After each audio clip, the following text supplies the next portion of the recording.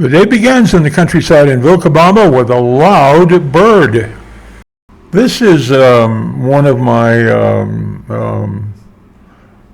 short stories in progress.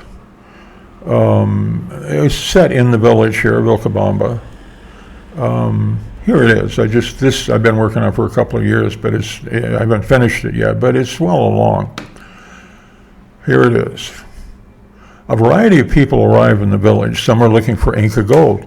Some are looking for aliens and OVNI, that's UFO to you. A simple gringo couple arrive and just looking for a quiet life.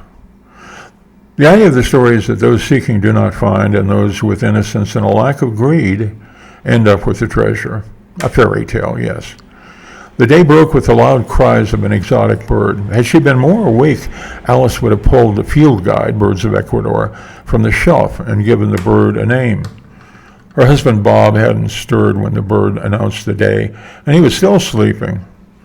But even so, she asked, "Was that the bird that woke us yesterday?"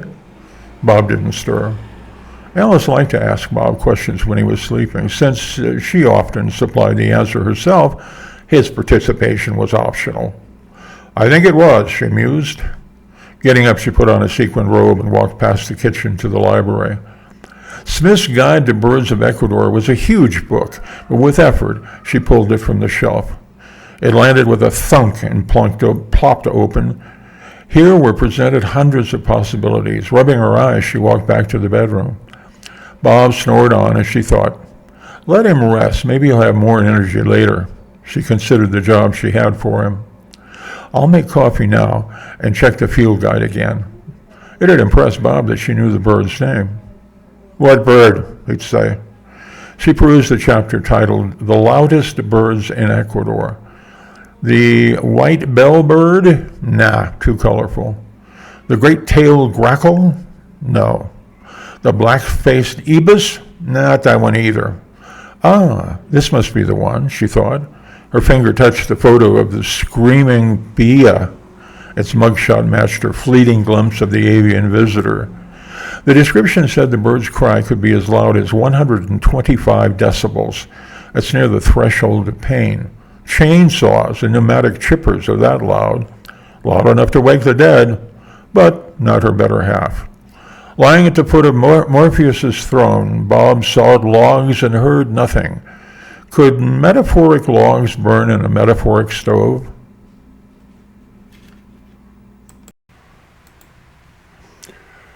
Put yourself at the middle of Vilcabamba. No, that would be in the middle of the fountain. You get wet. Imagine yourself rather 6 feet from the fountain. Children are splashing in the water. Birds are swooping down for a quick bath. The fountain is at the center of a park, in the center of Vilcabamba. The church dominates one side, its neon sign proclaiming Jesus Luz del Mundo. Jesus Luz del Mundo. Beside the church are several ATM machines. They seem a modern version of the money changers in the temple. Imagine you've turned to face Drunk's Corner, the far side of the intersection of Diego Vaca de Vega and Bolivar. We call it Drunk's Corner because its table has for years hosted a particular group. Let's call them appreciative of the distiller's art. In our imagination, we walk past this group and down Bolivar. Where are we going? Be patient. It's downhill, and we'll soon be there. But first we pass a coffee house and a bakery, and the next block the slope lessens, and we pass a little grocery, just a bit more. Without my guidance, you might have missed it. See the little gap between those two buildings? An alley just wide enough to walk into. We do that, and after a dozen steps, we find ourselves at the door. Beside it, a potted plant. On the door, in gold leaf letters, we read, Dr. Sergei Furdovsky, Dreams Interpreted. Go ahead and knock. I think we're expected, but knocking is polite. I hear a response, Bingo! So you can turn the knob and enter. We find ourselves in a room, dark but cozy. A figure in one corner motions you to come further and take the couch. You lay down. It's relaxing. The doctor asks if you are dreaming. Yes, you say, shall I tell you about last night's dream? you ask?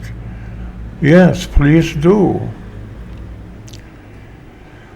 In the dream, I moved with difficulty over a gelatinous dark terrain. I think it was a sea bottom without the sea. The mud sucks at my feet as I raise them to take a step. At some point, I'm on land. Its texture is rock or solidified lava. I move over broken ground. At times, I'm on all fours clambering up the slope. The rugged landscape becomes the ruins of a village, the remnants of stone and mud walls. All is heavily weathered. I stumble up a narrow street between decaying buildings. That dream segment ends.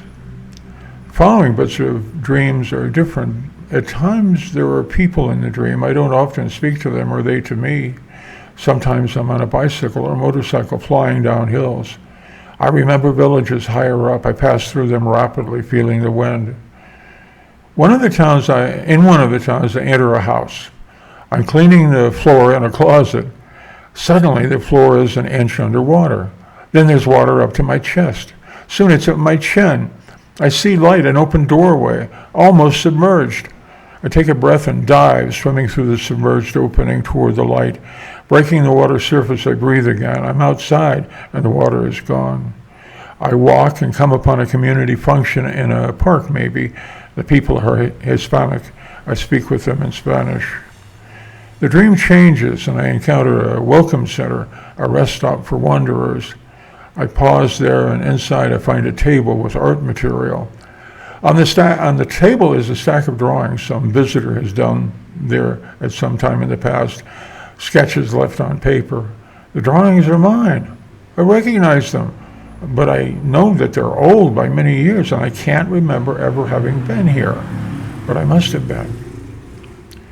Then I have a job in some sort of store. A local political type who can spend government money walks in, and my boss advises deference.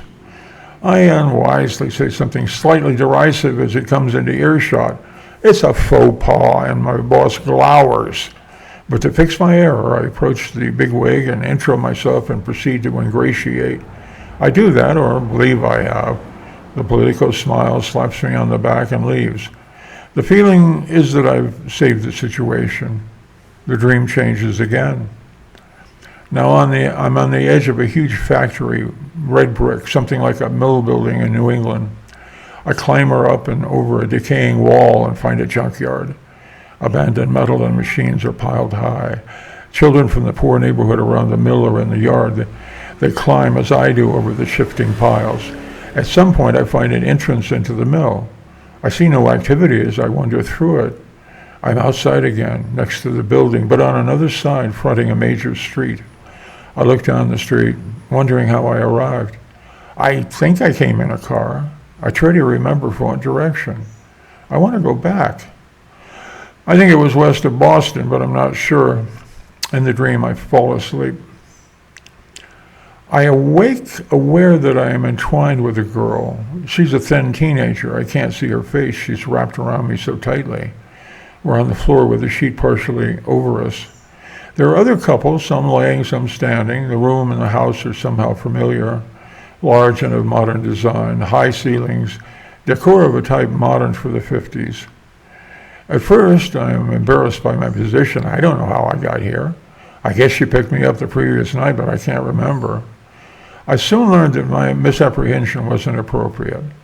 I understand that this is normal here. These people are all young and have the run of the house. Somebody's parents, the house is somebody's parents, I surmise.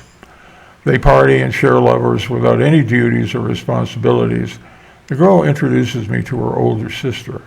She makes breakfast for me with the understanding that after breakfast I make love to her. After that, we'll all go to the beach. Their routine. I don't remember the beach. At some point, one of the young men shows me a studio. I paint a quick portrait of him. Well, that's an attempt at storytelling in the video, or an audio book, basically. Fresh, it's never been published. I suppose this is publishing it. Anyway, it's certainly not finished, there's many actors in the thing, and we have to come back and see how innocence is rewarded. So check the channel and see if there's a subsequent extension of the story. I think I'll keep calling it Vilcabamba Story. So thanks for watching, and for now, ciao.